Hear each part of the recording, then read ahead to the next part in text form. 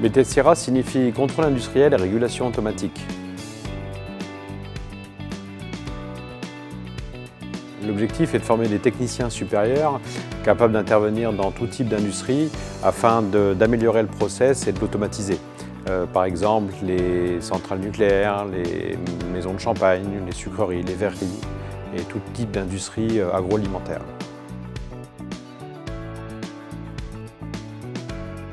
La formation se déroule en 2 ans avec un stage de 12 semaines consécutifs entre la première et la deuxième année. Il est possible de faire cette formation en initiale ou en alternance. L'alternance peut démarrer à tout moment dans l'année. Nous sommes des effectifs réduits, 15 étudiants maximum, ce qui permet un meilleur accompagnement de chacun des étudiants. Alors il est vrai que le profil d'étudiant qui a de bonnes bases scientifiques est intéressant puisque le BTS SIRA est avant tout un BTS scientifique où des bonnes notions de physique, de chimie et de maths sont nécessaires. Néanmoins, l'aspect de technicien est aussi très important.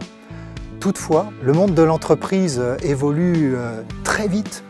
Il est donc important que les jeunes aient une bonne capacité d'adaptation, d'évolution également, de curiosité et puis aussi une capacité à pouvoir travailler en équipe.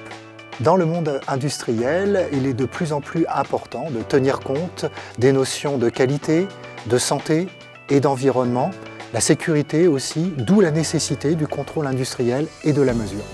Et puis, dernier point, l'anglais devient prépondérant pour tout bon technicien à l'heure actuelle.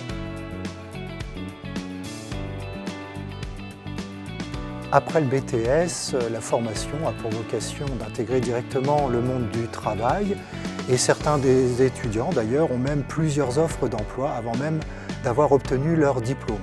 Mais il est également largement possible de pouvoir poursuivre ses études, que ce soit suivre une licence professionnelle, une 3e année dans un BUT ou encore de pouvoir intégrer la classe préparatoire ATS pour pouvoir rentrer dans une école d'ingénieur.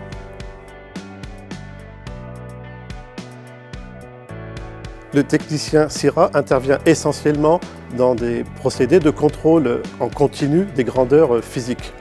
Toutefois, les tâches répétitives inhérentes au cycle de fabrication présentent donc un automatisme.